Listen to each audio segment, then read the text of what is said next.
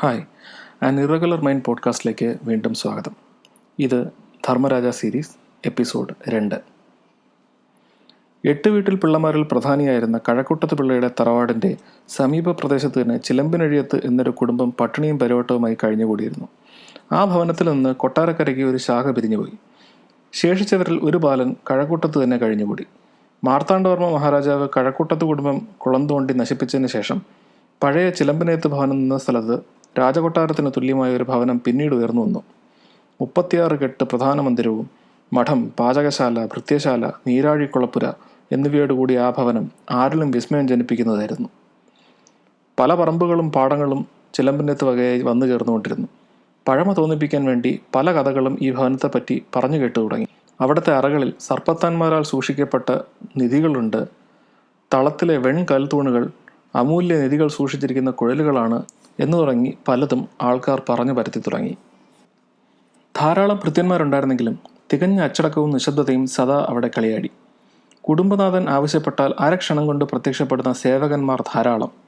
കാക്ക പോലും ആ ഭവന പരിസരങ്ങളിൽ ശബ്ദിക്കില്ലെന്ന് പറഞ്ഞാൽ കുടുംബനാഥൻ്റെ ആജ്ഞാശക്തിയുടെ തീക്ഷ്ണത വ്യക്തമാകുമല്ലോ. രൂപത്തിൻ്റെ കാര്യത്തിലും കുടുംബനാഥൻ അസാധാരണനായി നിന്നു. 2 കോൽ വ്യാസമുള്ള ഒരു വെള്ളകിൽ ഗോളത്തിൽ നിന്ന് വിദഗ്ധനായ ശില്പി നിർമ്മിച്ച രൂപമായിരുന്നു അദ്ദേഹത്തിന്. അവയവങ്ങൾ നോക്കിയാലും ഈ ഗോളസൗന്ദര്യം പ്രകടമാണ്. പുറകോട്ട് ചരിഞ്ഞ് തിളങ്ങി നിൽക്കുന്ന വിസ്തൃതമായ നെറ്റിത്തളം, മഞ്ഞ നിറത്തിൽ തിളങ്ങുന്ന മണികളോട് കൂടിയ കുഴിഞ്ഞ കണ്ണുകൾ, കാതോട് കാതെത്തുന്ന നീണ്ട വായ, പലകപ്പല്ലുകൾ, മേല് മുഴുവൻ പടരുന്ന രോമാവലി. ഈ പ്രകൃതിക്കനുസരിച്ച് ശബ്ദവും നടത്തയും കൂടിയായാൽ ചിലമ്പിനേത്ത് ചന്ദ്രക്കാരൻ്റെ രൂപശില്പമായി എന്ന് പറയാം. അവസ്ഥയ്ക്കൊത്ത പേരുണ്ടായിരിക്കുന്നത് നല്ലതാണ്. അച്ഛനമ്മമാരിട്ട പേര് മതിയാകുമായിരുന്നില്ല. കാരണവരുടെ പേര് കൂടി ചേർത്ത് കാളിയുടയാൻ എന്നാക്കിയിട്ടും മതിയായില്ല. ചന്ദ്രക്കാരൻ എന്ന ഔദ്യോഗിക നാമം കൂടി ചേർത്ത് ചിലമ്പിനേത്ത് ചന്ദ്രക്കാരൻ എന്നാക്കിയപ്പോൾ പൂർണ്ണമായി. കഴക്കൂട്ടത്ത് കുടുംബവക കുലക്ഷേത്രമായ ചാമുണ്ടിക്കാവ് ചന്ദ്രക്കാരൻ കൈവശപ്പെടുത്തി. ഐശ്വര്യസമ്പൂർണമായിരുന്ന ആ ക്ഷേത്രം കൈവശമാക്കിയതോടെ ചന്ദ്രക്കാരൻ എന്ന നാമത്തിന് പ്രസക്തിയുണ്ടായി. അദ്ദേഹത്തിൻ്റെ ഭരണപാടവം കൊണ്ട് ക്രമേണ ക്ഷേത്രം നിലംപൊത്തി. ഏതാനും കല്ലുകൾ മാത്രമായി അവശേഷിച്ചു. ക്ഷേത്രം നശിച്ചെങ്കിലും രാമനാമഠത്തിൽ പിള്ളയുടെ ഏക സന്താനമായ ചന്ദ്രക്കാരൻ തഴച്ചു വളർന്നു. വേളി മുതൽ വർക്കല വരെയും നെടുമങ്ങാട് മുതൽ പടിഞ്ഞാറേ സമുദ്രതീരം വരെയും ചന്ദ്രക്കാരൻ്റെ ഭരണത്തിന് കീഴിലായി. അവിടങ്ങളിൽ എന്ത് വിശേഷങ്ങളുണ്ടായാലും ചന്ദ്രക്കാരൻ്റെ അനുമതി ഉണ്ടായിരിക്കണം. കാവ്യനാടകാദി സാഹിത്യ സംബന്ധമായ വിഷയങ്ങളിൽ ചന്ദ്രക്കാരന് പാരമ്പര്യമോ താല്പര്യമോ ഇല്ലെന്ന് പറയാനാവില്ല. ചിലമ്പിനേത്ത് കുടുംബത്തിൻ്റെ കൊട്ടാരക്കര ശാഖയിലെ ഒരു ശേഷക്കാരൻ കൃഷ്ണനുണ്ണി കാവ്യനാടക കലാരംഗങ്ങളിൽ ധാരാളം വിൽപ്പത്തി സമ്പാദിച്ചിരുന്നു. ചന്ദ്രക്കാരനും മോശമല്ല. അദ്ദേഹവും ഒരു നാടകം രചിച്ചുകൊണ്ടിരിക്കുകയാണ്. ഭവന നിർമ്മാണം, സ്വത്ത് സമ്പാദനം, സ്വാധീന സമ്പാദനം, യശസ്ഥാപനം ആദ്യമായ അംഗങ്ങളോടുകൂടിയ ഒരു നാടകം മനസ്സിൽ രചിച്ചു കഴിഞ്ഞു. മന്ത്രിപദാരോഹണവും മറ്റുമായി അംഗങ്ങളുടെ പണിപ്പുരയിലാണ് അദ്ദേഹം. തമിഴും സംസ്കൃതവും കൂട്ടിക്കുഴച്ച പ്രാകൃതമായ ഒരു ശൈലിയിലായിരുന്നു സംസാരം. പണവും പ്രതാപവും വർദ്ധിച്ചപ്പോൾ വലിയൊരു നായർ കുടുംബത്തിൽ നിന്ന് ഹതഭാഗ്യയായ ഒരു സ്ത്രീയെ കല്യാണം കഴിച്ചു. ഒരു പെൺകുട്ടിയും ഉണ്ടായി. പക്ഷേ രണ്ടിനും അടുക്കളക്കെട്ടിൽ കഴിയാനുള്ള തലവിധിയേ ഉണ്ടായിരുന്നുള്ളൂ. 8 വീട്ടിൽ പിള്ളമാർ മൺമറഞ്ഞതോടെ ചന്ദ്രക്കാരന് വളരാനുള്ള എല്ലാ ഭൗതിക സാഹചര്യങ്ങളും ലഭിച്ചു. ഇത്രയൊക്കെ ആയിട്ടും ഒരു കാര്യം സാധിക്കാത്തതിൽ അതീവ ദുഃഖിതനായിരുന്നു ചന്ദ്രക്കാരൻ. രാജാവാകുക എന്ന ലക്ഷ്യം നേടിയെടുക്കുന്നതിന് മുമ്പായി ഒരു കാര്യം സാധിക്കേണ്ടതായിരിക്കുന്നു. കുളം തോണ്ടപ്പെട്ടുപോയ കഴക്കൂട്ടം ഭവനത്തിന് ധാരാളം നിധിയിരുപ്പുകൾ ഉണ്ടായിരുന്നതായി കേട്ടിട്ടുണ്ട്. പല പണികളും പ്രയോഗിച്ചു നോക്കിയിട്ടും അത് എവിടെയെന്ന് ഇതുവരെ കണ്ടെത്താനായില്ല. അത് നേടിയാൽ രാജസിംഹാസനം കയ്യെത്തും ദൂരത്താണ്. ഭൂമി മുഴുവൻ കുഴിച്ചു മറിച്ചു നോക്കി, ഫലമില്ല. പോട്ടെ, ഭൂതൻ ചൂടുന്ന ആൾക്കൊല്ലി എന്ന് വിചാരിച്ച് നിരാശനായി കഴിയുകയാണ് ചന്ദ്രക്കാരൻ. ഓണക്കാലം വന്നു. ചിലമ്പിനേത്ത് ഭവനത്തിൻ്റെ തിരുമുറ്റത്ത് ഓണക്കാഴ്ചകൾ കുമിഞ്ഞു കൂടുന്നു. അത് കണ്ട് സന്തുഷ്ടനായി കുടവയർ തുള്ളിച്ച് എപ്പോഴും കൂടെ കൊണ്ടു നടക്കുന്ന പിച്ചാത്തിയുമായി ഉദയസൂര്യൻ്റെ കിരണങ്ങളേറ്റ് ചന്ദ്രക്കാരൻ ഇരിക്കുന്നു. പിച്ചാത്തി ചുഴറ്റിയും തുറച്ചു നോക്കിയും തലകുലുക്കിയും വായ തുറക്കാതെ പല്ലിളിച്ചും കാഴ്ചയുമായി എത്തുന്നവരോട് പ്രതികരിക്കുന്നു. വരുന്ന വിഭവങ്ങളൊക്കെ ഉടനുടൻ ഭൃത്യന്മാർ മാറ്റിക്കൊണ്ടിരുന്നു. അപ്പോഴാണ് വെറും കൈയുമായി ഒരുത്തൻ കിഴക്കേ മുറ്റത്ത് നിൽക്കുന്നത് കണ്ടത്. അവൻ വീടിന് വടക്ക് പുറത്തുകൂടി വീടിനുള്ളിൽ കടന്ന് ചന്ദ്രക്കാരൻ്റെ പിന്നിലെത്തി ചെറുതായി ഒന്ന് ചുമച്ചു. ചെറുതായൊന്ന് മുക്കറയിട്ട് ചന്ദ്രക്കാരൻ തിരിഞ്ഞു നോക്കിയപ്പോൾ അയാൾ വരാന്തയുടെ ഒരു കോണിലേക്ക് ഒതുങ്ങി തൊഴുതുകൊണ്ട് നിന്നു. നല്ല സമ്പത്തും കൊള്ളാവുന്ന കുടുംബ പാരമ്പര്യവും ബന്ധങ്ങളുമൊക്കെയുള്ള ഇയാൾ ചന്ദ്രക്കാരൻ്റെ ഭാര്യ വഴി ചന്ദ്രക്കാരൻ്റെ ബന്ധുവുമായ ഉമ്മിണിപ്പിള്ളയാണ്. സർപ്പത്തെ പോലെ വാലൂന്നി നിലത്തു നിന്ന് ചാഞ്ചാടുന്ന ഇയാളെ കണ്ടതോടെ സന്ദർശകരെയെല്ലാം ഇറക്കിവിട്ട് പടിപ്പുര അടച്ചു. ഒരു മുറുങ്ങലോടെ ഉമ്മിണിപ്പിള്ളയെ ചന്ദ്രക്കാരൻ അടിമുടിയൊന്ന് നോക്കിയപ്പോൾ അയാൾ വിറച്ചു. ചെമ്പകശ്ശേരിയിലെ വലിയ പടത്തലവൻ്റെ മകളെ വിവാഹം കഴിക്കാനുള്ള മോഹവുമായി നടക്കുന്ന ഉമ്മിണിപ്പിള്ള മറ്റൊരു ഗുരുതരമായ ആപത്തിൽ ചെന്ന് ചാടിയിരിക്കുന്നു. കയ്യക്ഷരം നല്ലതായിരുന്നതുകൊണ്ട് മഹാരാജാവ് അയാളെ തൻ്റെ കാവ്യങ്ങൾ പകർത്തുന്നതിനായി നിയോഗിച്ചിരുന്നു. ജാരസംഗമ ഘോരദുരാചര എന്ന് രാജാവ് പറഞ്ഞു കൊടുത്തത് ഉമ്മിണിപ്പിള്ള എഴുതിയപ്പോൾ രാജസംഗമ ഘോരദുരാചര എന്നായിപ്പോയി. അത് കണ്ട് കോപിച്ച രാജാവ് അയാളെ തരം താഴ്ത്തി പടകശാലയിലെ രായസക്കാരനായി നിയമിച്ചു. ഉമ്മിണിപ്പിള്ളയുടെ അവസ്ഥ കണ്ട് അയാളുടെ നേരെ തിരിഞ്ഞ് വാത്സല്യപൂർവ്വം ചന്ദ്രക്കാരൻ ചോദിച്ചു, എന്തമ്മണാ, മാനമിടിഞ്ഞ് വീഴുന്നൂട്ടാ, തൊലി ചോദിച്ച ഓന്താനെപ്പോലെ നീ പേയുറിഞ്ചിപ്പോയി നിൽക്കണതെന്തിന്? ആ വാത്സല്യത്തിൻ്റെ മുമ്പിൽ വിമ്മി പൊട്ടിപ്പോയി ഉമ്മിണിപ്പിള്ള. നിറകണ്ണുകളോടെ ഇടറിയ തൊണ്ടയോടെ അയാൾ ദുഃഖമറിയിച്ചു. തമ്പുരാനെ സേവിച്ചു മാനം കെട്ടു പൊന്നുടേതേ, ഇപ്പോൾ ഇതാ നീട്ടെഴുത്ത് വേല ഒഴിവു വന്നു. അപ്പോഴും 28 വർഷം അടുത്ത ദീപാവലിക്ക് ഓല പറണ്ടി തികയുന്ന ഇവന് കുന്തം. എങ്ങാണ്ട് കിടന്ന കണ്ടജാതി വീടും കുടിയും പറവാനില്ലാത്ത ചെറുക്കനെ തൊലിമേനി മിനുക്കം മാത്രം നോക്കി എൻ്റെ തലയ്ക്ക് മീതെ ഉന്തിക്കയറ്റിയിരിക്കണം. തിന്നാൻ വകയില്ലാഞ്ഞാണോ സേവിപ്പാൻ പോണത്? തലമുറ വാഴ്ക്കയായി മുന്നിരുന്ന പൊന്നു തമ്പുരാക്കന്മാർ തിരുവുള്ളം കൊണ്ടു തന്ന അനുഭവത്തെ ഇങ്ങനെ മുടക്കിക്കളഞ്ഞാൽ എവിടെ ചെന്ന് വിളിക്കാം സങ്കടം? ഇതല്ല, ഇതിനപ്പുറവും വരുമെന്ന് പറഞ്ഞു ചന്ദ്രക്കാരൻ. അത്രയ്ക്ക് അധർമ്മമായിരിക്കുന്നു നാട്ടിൽ. ജോലി പോയാൽ പോട്ടെ, രക്ഷിക്കാൻ താനുണ്ടെന്ന് അയാളെ ആശ്വസിപ്പിച്ചു. ചിലമ്പിനകത്ത് കഞ്ഞി വെച്ചാൽ ഒരു ഓഹരി കിട്ടും, പട്ടിണിയൊന്നും കിടക്കേണ്ടി വരില്ല. വേറെ കാര്യം വല്ലതുമുണ്ടെങ്കിൽ പറയുന്നായി ചന്ദ്രക്കാരൻ.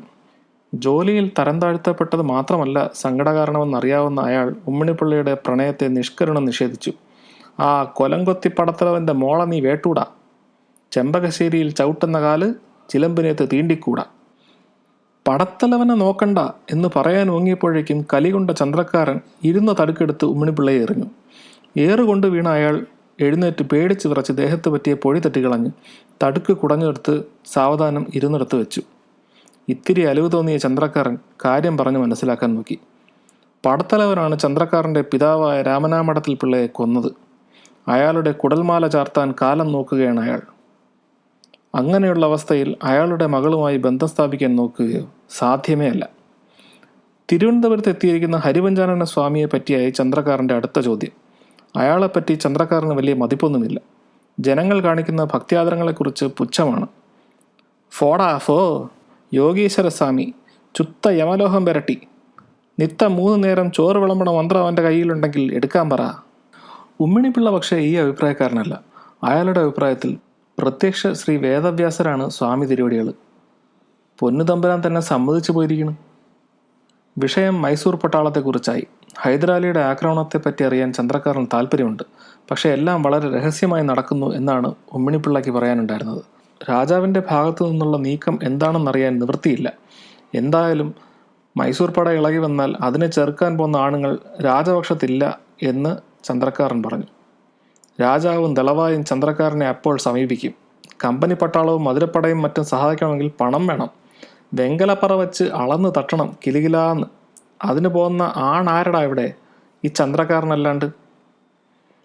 ചന്ദ്രക്കാരൻ അവിടം കുലുങ്ങത്തക്ക വിധം പൊട്ടിച്ചിരിച്ചു. കയ്യിലിരുന്ന പിച്ചാത്തി ചുഴറ്റി. ഉമ്മിണിപ്പിള്ള ഭയന്നു.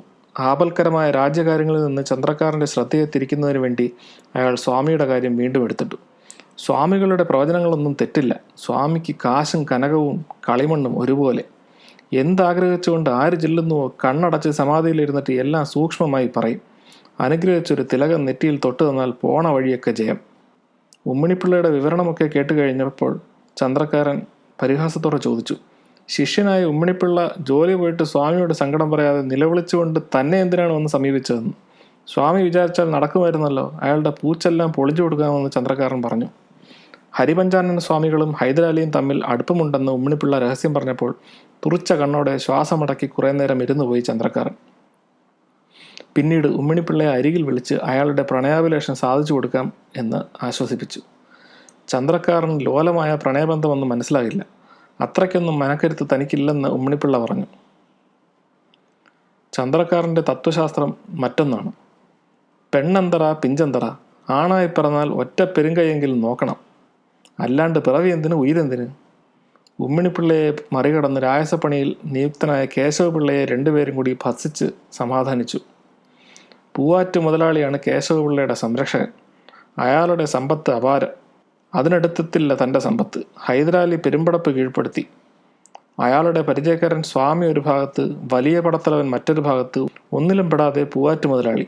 സംഗതികളുടെ കിടപ്പ് തൻ്റെ ലക്ഷ്യപ്രാപ്തിക്ക് വിഘാതമാകും എന്ന് മനസ്സിലാക്കിയ ചന്ദ്രക്കാരൻ സ്വാമിയെ വശത്താക്കണമെന്ന് തീരുമാനിച്ച് ഉമ്മണിപ്പിള്ളയോട് പറഞ്ഞു, നിന്റെ ചാമിയെ വിട്ടൂടാ, കൊണ്ടാ ഇവിടെ ആ കയം ചൂന്ന ഇരളനെ, ഞാനൊന്ന് കാണട്ട്. തിരുവിതാംകോട് 2 കാലിലെങ്കിലും നിൽക്കണോ? ഭരിപ്പാൻ ആണുങ്ങൾ തന്നെ വേണം. ഭാവിയെപ്പറ്റി ചന്ദ്രക്കാരന് ആശങ്കയൊന്നുമില്ല. കഴക്കൂട്ടത്തെ പോലെ ചുണയുള്ള കുറേ പിള്ളേരെ സംഘടിപ്പിക്കണം. എന്നിട്ട് എല്ലാം ഒന്ന് കലക്കി തെളിച്ച് ശുദ്ധം വരുത്തണം. എന്നിട്ട് ചിലമ്പിനത്ത് ചന്ദ്രക്കാരൻ ഭരിച്ചാൽ തിരുവിതാംകോട് ഭരുമോ എന്നൊന്ന് നോക്കണം. ചന്ദ്രക്കാരൻ ഉമ്മിണിപ്പിള്ളയെ യാത്രയാക്കി ദീർഘമായ ആലോചനയിൽ മുഴുകി. ചാമുണ്ടിക്കാവൊന്ന് വൃത്തിയാക്കണം, കാട് തെളിക്കണം, അങ്ങോട്ട് നടക്കുന്ന വഴിയും. ചിന്ത തുടർന്നു. സ്വാമിയെ വശത്താക്കി കഴക്കൂട്ടത്ത് തറവാട്ടിലെ നിധി എവിടെയെന്ന് കണ്ടുപിടിക്കണം. ദിവ്യദൃഷ്ടിയുള്ള ആളാണെന്നല്ലേ പറയുന്നത്. ചാമുണ്ടിക്കാവ് കൊള്ളയടിച്ചു, ശരി തന്നെ. പക്ഷേ ഈശ്വരന്മാരുടെ കടാക്ഷത്താലാണല്ലോ മനുഷ്യർ അനുഗ്രഹീതരാകേണ്ടത് എന്ന് സമാധാനിച്ചു. നട്ടുച്ച നേരം ചന്ദ്രക്കാരൻ ചാമുണ്ടിക്കാവിലേക്ക് നടന്നു. അപാരമായ നിശബ്ദത. താൻ ചെയ്ത ദുഷ്കർമ്മങ്ങളെപ്പറ്റി ഒരു നിമിഷം അയാൾ ഓർത്തുപോയി. വടക്ക് കിഴക്ക് ഭാഗത്തായുള്ള നീരാഴിയിൽ എന്തോ വീണ ശബ്ദം അയാളെ നടുക്കി. നിന്നിടത്ത് നിന്നുപോയി. ദേവിയുടെ കോപത്തെയാണോ ആ ശബ്ദം സൂചിപ്പിച്ചത്? അയാളുടെ ശരീരത്തിലെ രോമം എഴുന്നു നിന്നു. ഇങ്ങനെ മാനസിക സ്വസ്ഥത നശിപ്പിച്ച ദേവിക്ക് മാടവുമില്ല കൂടവുമില്ല എന്ന് തീരുമാനിച്ച് മടങ്ങിയാലോ എന്ന് വരെ വിചാരിച്ചു. അയാൾ വിയർത്തുപോയി. കൺമുന്നിൽ കണ്ടത് വിശ്വസിക്കാനാകാതെ കണ്ണു തിരുമ്മി വീണ്ടും നോക്കി. പണ്ട് ചന്ദ്രക്കാരൻ പിഴുതെറിഞ്ഞ് ചാമുണ്ടി ഭഗവതി വിഗ്രഹം. തെക്ക് കിഴക്ക് വീണ് കിടക്കുന്ന ഗർഭഗൃഹത്തറ. അതിൻ്റെ മധ്യത്തിൽ ജഗന്മോഹനമായ ഭഗവതി രൂപം. ചെമ്പട്ട് ചാർത്തി സർവാലങ്കൃതയായി തെളിഞ്ഞു നിൽക്കുന്നു. സർവ്വനാടികളും സ്തംഭിച്ച് താൻ മരിക്കാൻ പോവുകയാണോ എന്ന് ചന്ദ്രക്കാരൻ ഭയപ്പെട്ടു. എന്നാൽ മനുഷ്യ സഹജമായ ഒരു നിലവിളി കേട്ട് അയാൾ വിഭ്രമത്തിൽ നിന്നുണർന്നു. മറ്റൊരു രൂപം ആദ്യം കണ്ട രൂപത്തിന് മുന്നിലായി മുട്ടുകുത്തിയിരുന്ന മാറത്തും തലയിലും തല്ലി നിലവിളിക്കുന്നു. അത് നോക്കി നിൽക്കെ തെക്ക് ഭാഗത്തു നിന്നുള്ള കുറ്റിക്കാട്ടിൽ നിന്നും ഒരു ഭീമാകാര രൂപം പുറത്തു വന്നതുകൊണ്ട് ധീരശൂരനായ ചന്ദ്രക്കാരൻ പ്രാണരക്ഷാർത്ഥം ഓട്ടം തുടങ്ങി. അയാളെ പിന്നാലെ ചെന്ന് കൈക്ക് പിടിച്ചു നിർത്തി അവിടെ പ്രത്യക്ഷപ്പെട്ട സത്വം. ആ സത്വത്തിന് ഒരു കണ്ണേ ഉണ്ടായിരുന്നുള്ളൂ. മുരടിച്ച് ജടകെട്ടി വളർന്നിരിക്കുന്ന താടിയും മുടിയും, നീണ്ട് കറുത്ത് ആടുന്ന ഏതാനും പല്ലുകൾ, പെരുമ്പാമ്പുകൾ പോലുള്ള കൈകാലുകൾ. ചന്ദ്രക്കാരൻ്റെ അടവുകളൊന്നും അതിനോട് ഏൽക്കുന്നില്ല. അയാളുടെ കയ്യിലിരുന്ന പിച്ചാത്തി പിടിച്ചു വാങ്ങി പുറത്തു തിരികെ ചുരുട്ടിക്കൂട്ടിയെടുത്ത് കാവിൻ്റെ അടുക്കലേക്ക് നീങ്ങി നിലത്തിട്ട് അമർത്തി പിച്ചാത്തി എടുത്ത് മാറിലിറക്കാൻ ഭാവിച്ചപ്പോൾ, കൊല്ലാതെ കുപ്പ, പൊല്ലാകർമ്മം ചെയ്യക്കൂടാതെ എന്ന് തടസ്സം പറഞ്ഞു ഒരു വൃദ്ധയായ സ്ത്രീരൂപം. അത് വകവയ്ക്കാതെ കുത്താനാഞ്ഞ സത്വത്തിൻ്റെ കരന്താളി പോലത്തെ ബലിഷ്ഠമായ കൈകളെ മസൃണമായ ഒരു കരം വട്ടം പിടിച്ചു.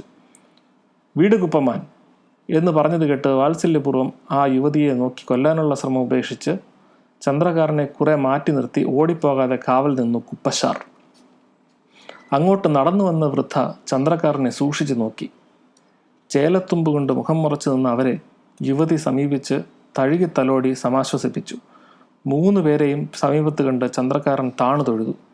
അത് കൊള്ളാം എന്ന ഭാവത്തിൽ നിന്ന കുപ്പശാരുടെ ചെവിയിൽ യുവതി മന്ത്രിച്ചു, ഇവരാരമ്മാൻ? ആരായിരിക്കും ആ 3 പേർ? എന്തായിരിക്കും അവരുടെ ഉദ്ദേശം? ഇത് അടുത്ത എപ്പിസോഡിൽ. അതുവരെ ബൈ, സീ യു സൂൺ.